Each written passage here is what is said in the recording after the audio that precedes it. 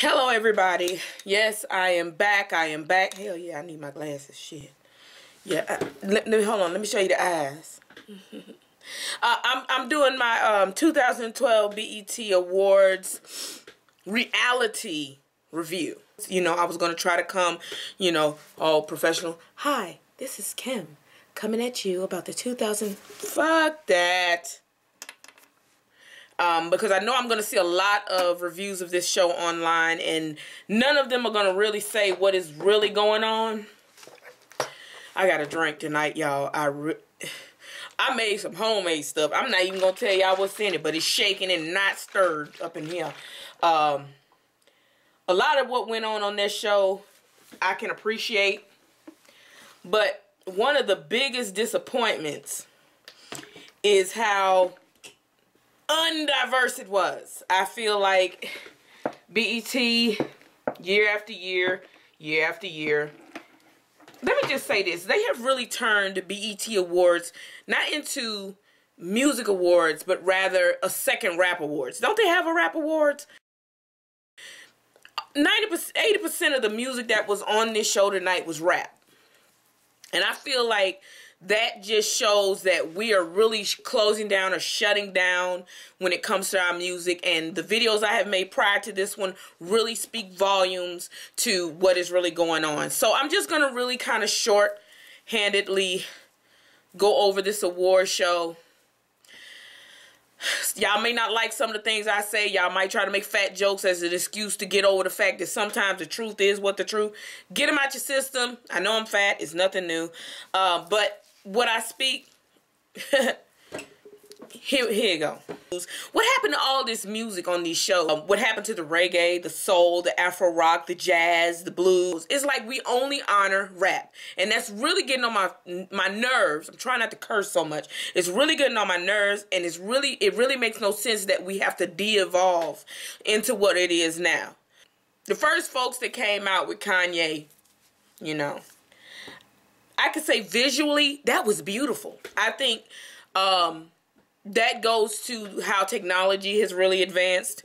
But it was just more rap. It was just more rap. The pre-show was a bunch of rappers. Then the first people to come out was rappers. And most of what Kanye said was bleeped out. So if I was someone that didn't know much about Kanye and I really wanted to kind of listen to some of his music, I wouldn't have learned nothing. I guess it's to force you to go out there and buy it and see what the hell he's saying. It's a problem now. I'm drinking tonight. I would just like BET Awards to stop assuming that the only music out there is rap. Yes, we have a lot of great rappers. It is a part of us, but it is not all that needs to be seen.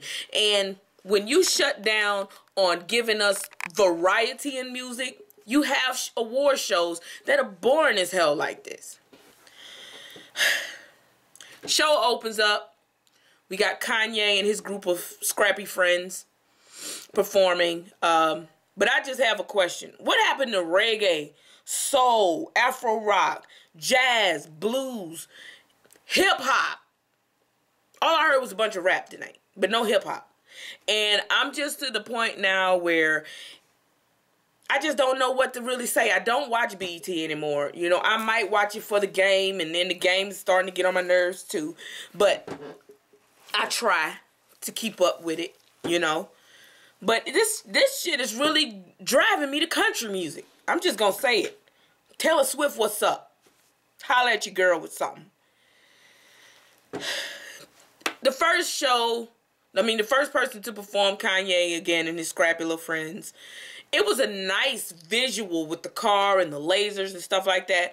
But other than that, I look past that, I look past that. I look for the integrity of the show. I look for the strength of the performer. I look for the visual past all that extra. You could dress up a dog, but it's still going to be a dog. And if it don't have no tricks, it's just going to be the same old shit. But going over here to, the next thing. Kanye's whole part when he was rapping was bleeped out because for whatever what he was saying, because I don't listen to his music, it just kind of diluted his performance. So it just looked like this. And then the music would come back in, and then you'd be like, what the fuck did he say? I don't know what he said, you know? And that's how it was. So I just think that when you write a rap, write a clean version of it so you can do it at the show without, you know, having to get bleeped out half of your performance. Of course, he was going to go off on one of his little political tirades, you know, but to diss Nike by saying your Kanye or your yays or whatever you call them, you know, hit your product placement, bruh. I feel that. But why does every time you say something, you got to put down somebody else in order to give, you know, homage to something else, you know, or give props to something else? I think we need to stop doing that, you know, putting down one thing just to give something. Tell the truth, yeah. But if you think your shoes are the shit, just say my shoes are the shit. And just give them all the love as opposed to putting down somebody else to give yourself love. Especially when that shoe, the Nike, the Jordans are just, they are what they are. And in your attempt to sound prolific, you know, to have your little Tupac moment, I really can't take what you're saying as a strength, because I can't take information too well from somebody that don't even know how to pick a girlfriend. You know, you can't sit up here and teach me no lessons when you can't even pick a virtuous woman. You know, so get the fuck out of here with that. And I'm gonna tell you something like I'm giving you a history lesson, and you can't even. Anyway, moving on. Samuel Jackson, I love you. Nothing that you do in movies can go wrong with me. I don't give a damn. I got all the movies that I want off of you. And I'm ready for some more. I'm ready for your Django. Oh, I'm ready for that movie. But that Negroes in Paris thing, when that Negroes came across the screen, you know, I was like, I wanted to cry, because it was almost like, I understand y'all were making a joke, but it just almost solidified that moment for me that BET is pretty much the new Plantation. You know, I don't get it. And then for Spike Lee to join in on that, really kind of, and it was cooning at its best, even though it was just meant for a funny moment. But that's the thing, we laughing about things that just really are not funny anymore. And Negroes in Paris flashing across the screen, and then you turn around and you got on a skirt and leather jeggings, and he's walking. Oh, it was just too fucking much. It's just like, ugh, bring it back all the way. Did anybody notice Jay-Z came dressed as Rain Man? And then they be contributing that Rain Man to the devil? Okay, whatever. Moving on. Another thing I noticed too. Did y'all notice the first commercial of the show was more interesting and filled with more entertainment than the show itself? They kill me. BET put so much thought into their commercials, and they look like amazing tidbits of history. But then the show comes back and it's just like, womp, womp. What the fuck ever. Okay. Usher, he came out. To me, vocally, he was amazing. He has wonderful control over his voice. I'm glad he calmed down that Wolverine facial hair. It was a bit much going on in that mohawk. I'm so glad he grew out of that. As far as singing, you know, the song itself, it never climaxed for me, because I feel like, you know, I'm old school. I like a little sweet singing in. And then as it goes along, it gives me the storyline and the information I need to know. And then the next step, it takes me to the bridge. You know, it takes me to that bridge where I'm about to be taken to the highest. Singing a whole song in falsetto is like scratching nails on chalkboard to me. Bring me in, you know, with a little bit of falsetto, and then get to that deep voice, you know, when it comes to a man. I don't want him singing high all the time. But he never got to the top for me. And the song, I guess it was named Climax, I think. Well, it never climaxed for me. The part where he finally did try to get in and start using some strong voice. Oh, he was cracking all over the place. It was like his voice was strained. And it might be because he travels a lot and he sings a lot. And I understand that. But you have to know what you are ready for, and your team needs to change what it is you're going to perform before time enough to know, okay, his vocal cords are strained, or he's been really, let's sing this instead. But overall, I think it was a nice performance. Them bubblegum pink shoes you had on, Usher, girl, no. You might as well had on some tap shoes and some leg warmers. They would have went over better than them pink shoes you had on. Even if they were red, no, just look like chewed bubblegum on your feet. You're too damn grown for that shit. You should have came up there dressed in a suit if you're singing a love song. Whatever. Kevin Hart, you know, I enjoy you, but don't wear brown shirts on stage. I thought you came on there with no shirt on. The fuck?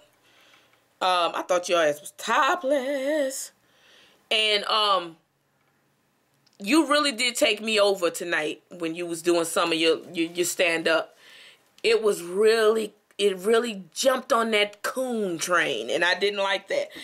But what saved you was Cedric the Entertainer. I enjoyed when he came out. He knows how to tell a joke and still stay within who he is as Cedric the Entertainer.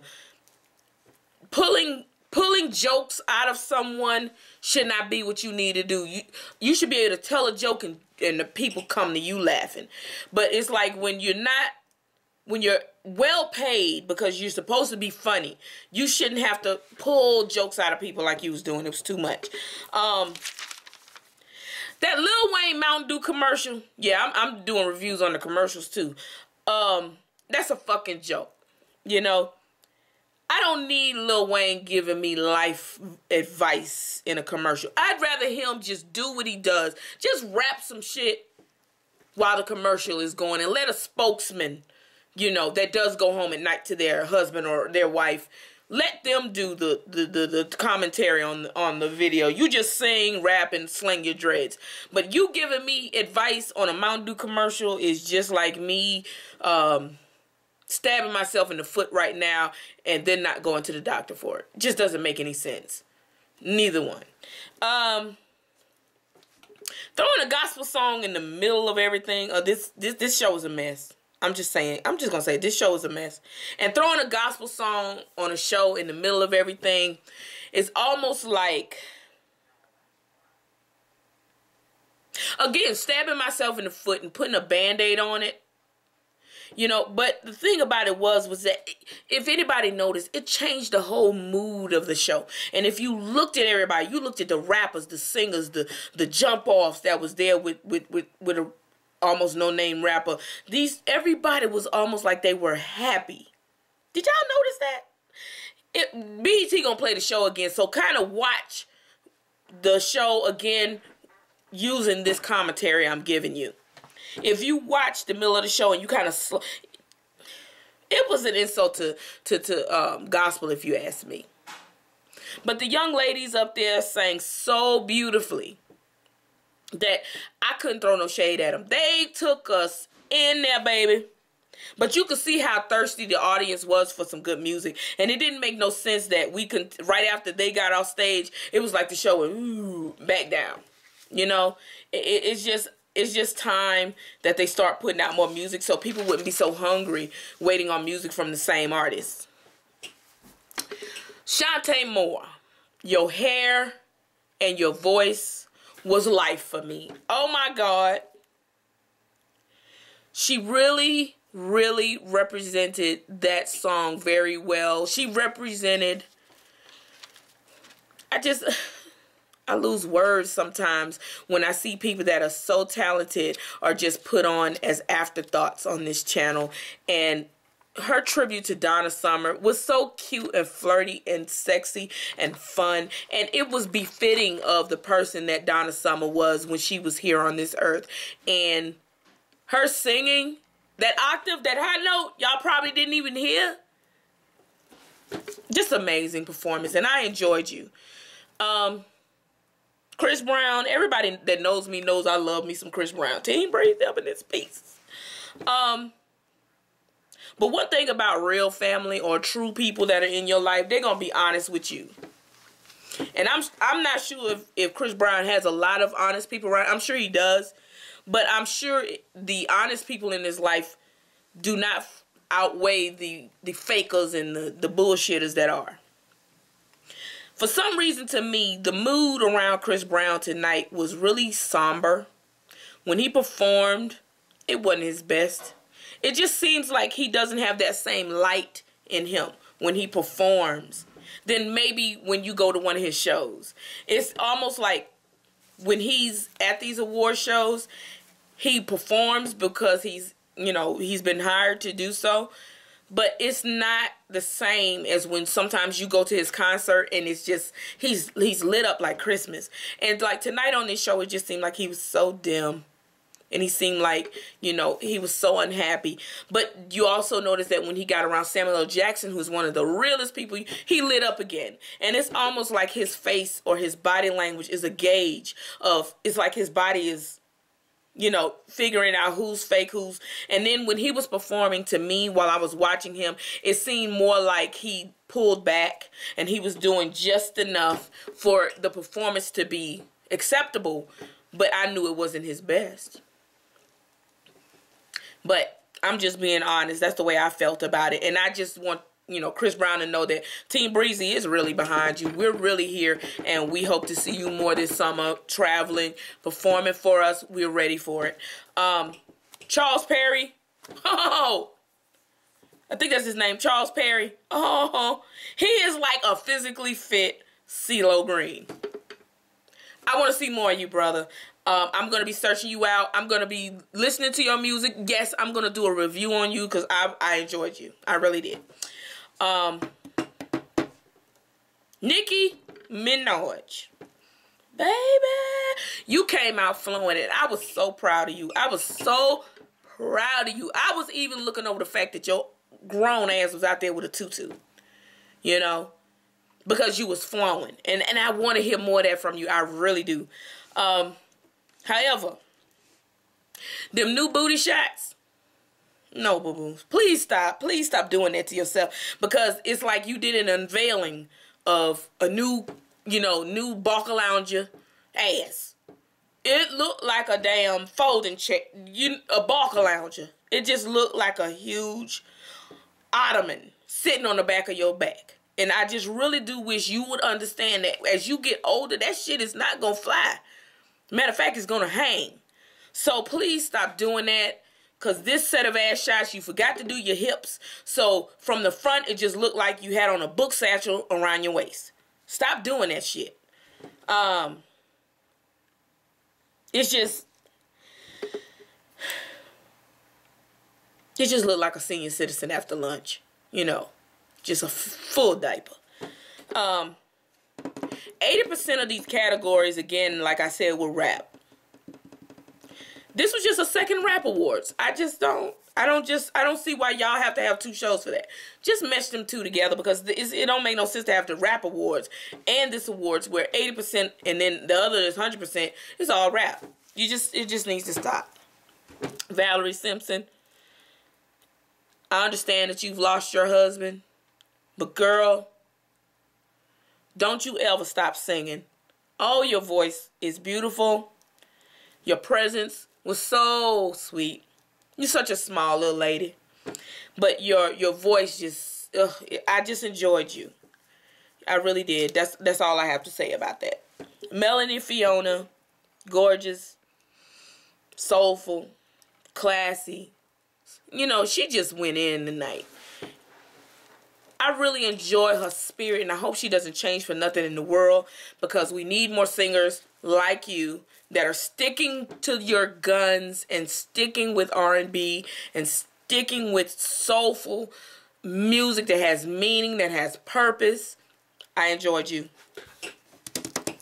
The Real House Husbands, and then this, I really feel this shit. They need to make that show for real and cancel all other reality shows. Yeah, I said it.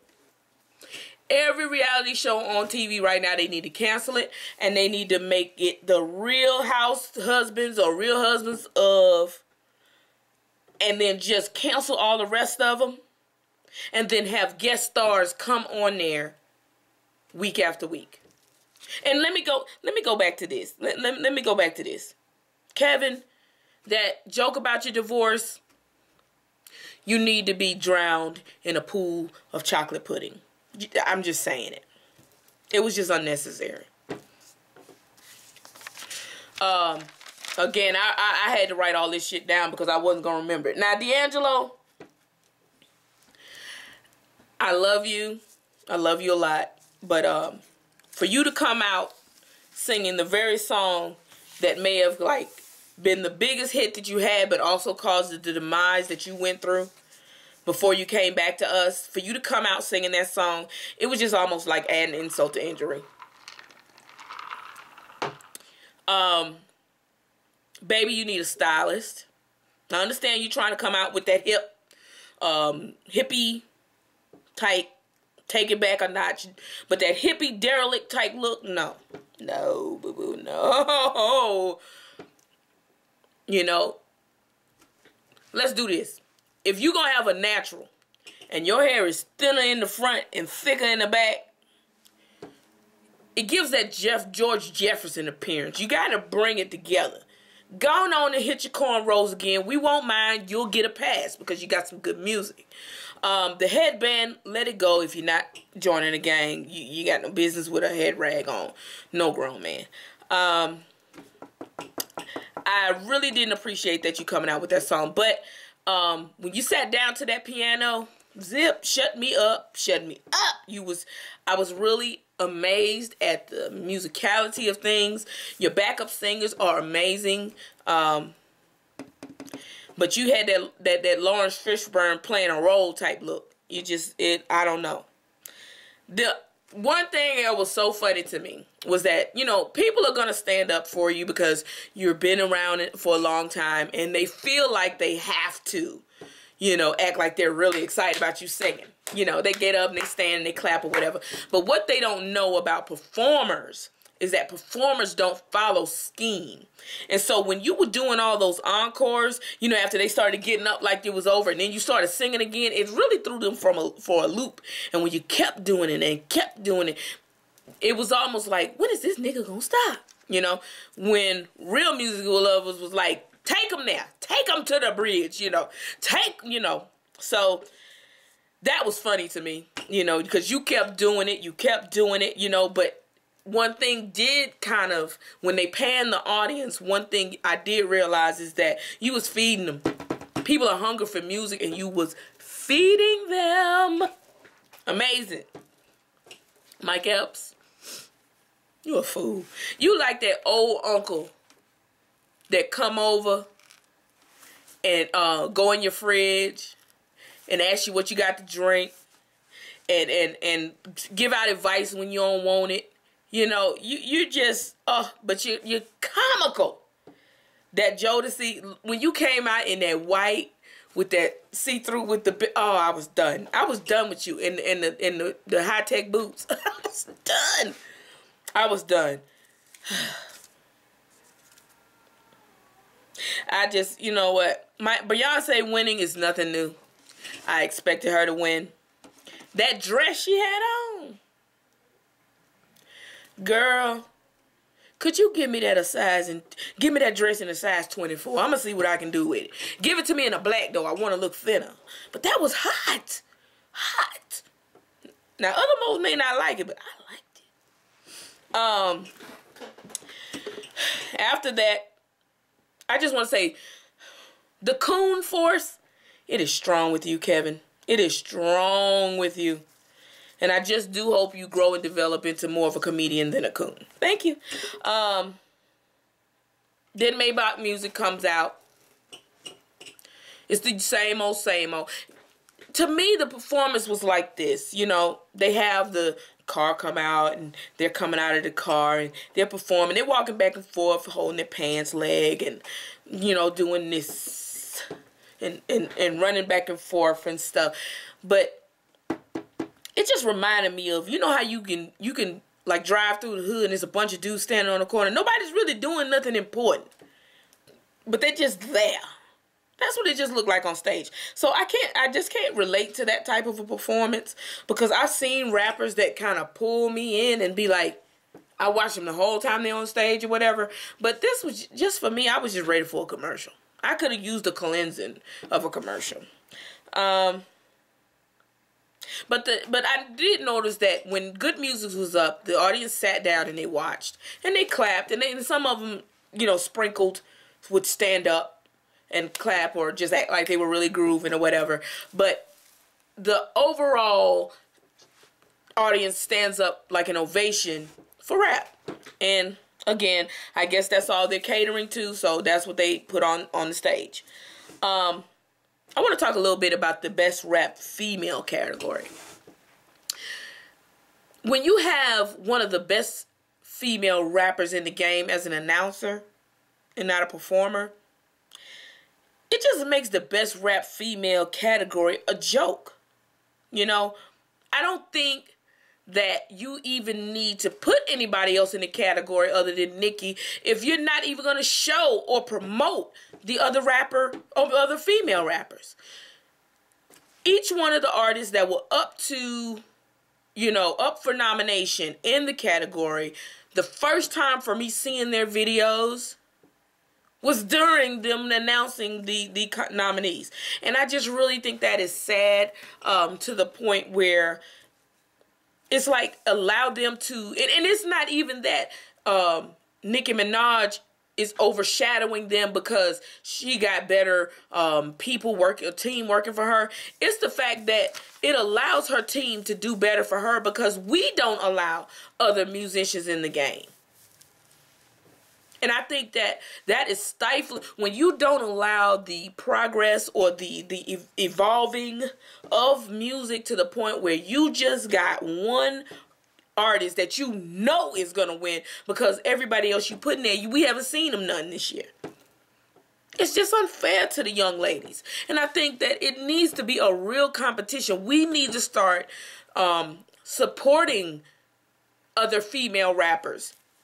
And it shouldn't be because they got booty shots or because they're on this team that sells enough drugs or buys enough of their own records within that period of time, and then does enough shows and gives them.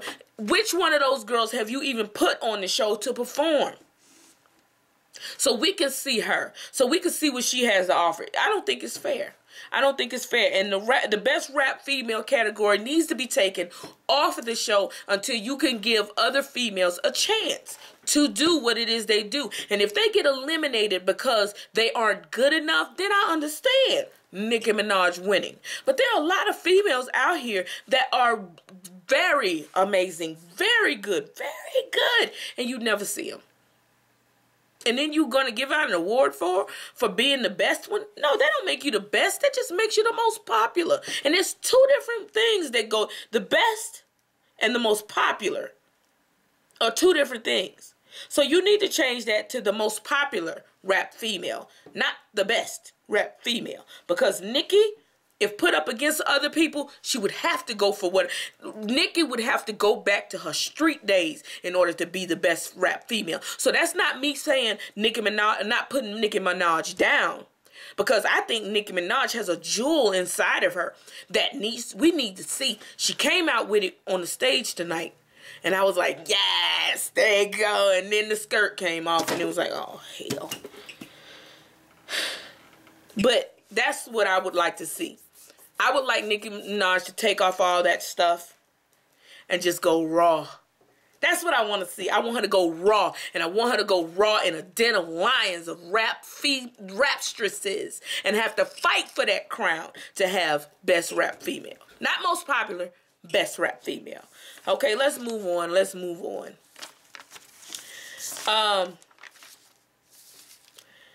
Jenna Bell.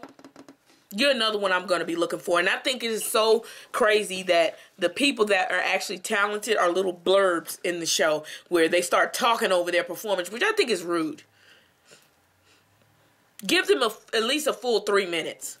And then have the commercials come on and sing us to break. I don't like that, having good artists sing us to break.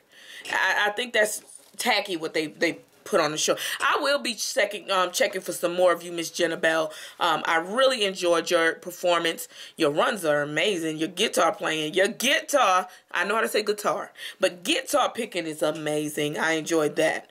Tyler Perry, you came out there looking like a half-gallon of milk, boy. You look good. I'm proud of you. You're erasing that Medea, you know, because every time I see Tyler Perry in the past and I see them little bitty lips, I be thinking, Lord, look at Medea. But now he's starting to look like Tyler Perry to me. Okay, now, when they honored Frankie Beverly, when Joe came out, let me tell you something. Joe got me through a lot. When I was pregnant with my first son, I listened to Joe's CD over and over and over again. It got me through my day. And him being a part of that tribute, good shot. Good looking out, BET. Tyrese, oh, he's my everything. He is so funny. He is so strong. He is so manly. He is so talented. I enjoyed him. His singing, amazing. He's my everything. Okay, moving on. Faith Evans. Girl, you look like what you supposed to look like now. You ain't bone thin, and you ain't looking like you one sandwich away from a stroke. You're looking healthy, girl. You look good. You sound great. I want some more music from you, too. One thing I noticed, though, about the way we do in society now is we worship our dead. We honor our legends sporadically, and then we go and dishonor ourselves. Some of y'all may not get what I'm saying, and I'm not going to even explain it to you. I'm just leave it at that. Okay, Chris Brown coming out with the 3 triangles. I know somebody's going to try to contribute that to the Illuminati and then his body half painted like he was dead. But unless it comes from his lips that he's doing something like that, I just think it was just a bunch of imagery. What is that word? Imagery? Whatever. It was just a bunch of too much going on for this performance. Chris Brown is an amazing thing. It's almost like Michael Jackson, and I know a lot of people saying, oh, stop trying to put them two together, whatever. But he is one of our greatest entertainers of our time right now. Every generation should have their Michael Jackson, their James Brown, their Elvis. Chris Brown is this generation's Chris Brown. And one thing about him is he doesn't need much going on around him because he in himself is an amazing performer. And with the ballerinas and the lasers, I got the lasers. I thought the lasers were real nice. But I really do think they would I wish they would get away from all the usual visuals and start giving us dreams. Start giving us images that bring peace and happiness and love and the strength and power of music. And when they went back to the pyramids, I was like, oh, hell. And then the body paint like he was half dead. The ballerinas and the auto-tune.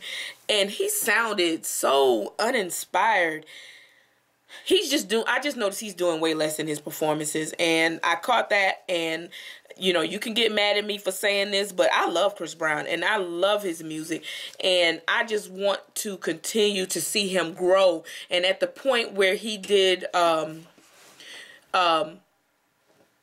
a lot of his dance, at the point where he was doing a lot of dance videos, I was really appreciating that he was opening up more and giving us more of his athletic abilities. And now it's just like he does a trick here and there. But I wait for your videos. I wait for your live performances because that's when you really give it to us. But I do notice on award show, after that Michael Jackson tribute, you know, and a couple of other performances, ever since then, he's been going downhill on these award shows. He's not giving him his all. So, Chris, we do look forward to your live shows, though. Woo. Okay, now, the tributes on this show were really long. Really, really long. But I appreciated the Whitney Houston tribute. Mimi, beautiful words. This was one of the few times that I really enjoyed listening to you talk. And I'm not putting you down or nothing. But everybody knows Mimi is Mimi. And you put yourself on the back burner and put Whitney Houston in the front. And I appreciated that about you. Monica, your voice, flawless, powerful, soulful. The Alexander dress, McQueen, beautiful. Brandy's voice, the control, the technique, the melody in her voice is just amazing. And I just want to say that you are one of my favorite singers that will never change. I don't care what nobody says about none of these singers out here. I'm saying about Brandy's voice. You are an angel. You and Monica, oh, ever since y'all were little girls. The mom and giving the mom and the brother the ability to honor their sister and their daughter, I think BET, I give you kudos for that, because allowing this part of their grieving process to be done, to be had, I think was a beautiful thing. I tried several times not to cry while Sissy was singing, because as a mother, to bury your child is a painful thing. I don't ever want to have to experience that, but to be able to sing and then also try to hold it together, that is just more strength than anyone will ever know. And I just really appreciated that. But I like the fact that they allowed the different facets of Whitney Houston to shine. Her diva, the when she belts out a tune and leaves you breathless. We got that from Monica. The playful and fun pop Whitney. Brandy represented that very well, with energy and life. And then her mother coming out there and performing, I thought that was just really, it was just a strong thing. It was just a strong thing for that. And I just really appreciate that. Mindless behavior, you're too cute. You're just too cute. And then ending with performances by Tyga and the other little dude be talking about smoking on Nina. When he came skipping out there, I was like, this little coon here.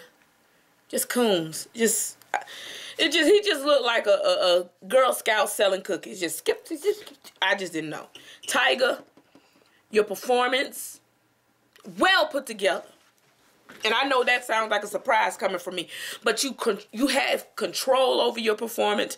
You performed for me, and that's very rare coming from a rapper. You knew about using the stage, working the stage, connecting with the audience, not up there like I'm just all about me and I'm trying to make myself look big. You came down on that floor with the people, talked to the people, talked to us out here by pointing, making sure the camera caught you, and let us know. I know y'all are watching at home.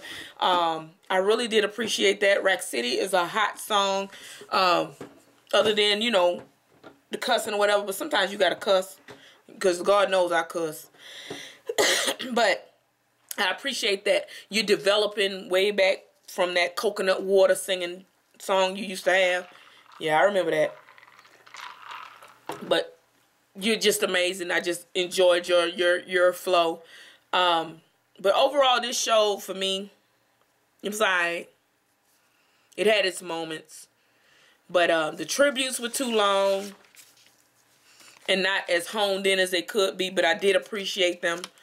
The performances, too many rap performances, not enough of the variety of music. I wanted to hear some classical. There are black opera singers. There are even black country singers. Where are our tribute to them? Letting them know that we have talent, that we span over a lot of things. There was a lot of things going on during the show that was very unprofessional. Y'all can't keep up. Y'all can't have a flawless show for nothing in the world. But we gonna pray for you. But that's my BET look, you know, on things. Leave your comments below, hateful or agreeing with me. It doesn't matter. I love to hear them both sides. I just really think that They need to just ball it up and scratch it and start from the beginning and build a show that really reflects the different aspects of music and award those who deserve it, not just those who are just popular. Because it's a lot of people out here that have good music out here that we'll really probably never hear because of this. So, happy BET Awards. It's probably already online in videos. They're probably gonna show it at least 8 or 9 more times before Monday. So have a good night, everyone.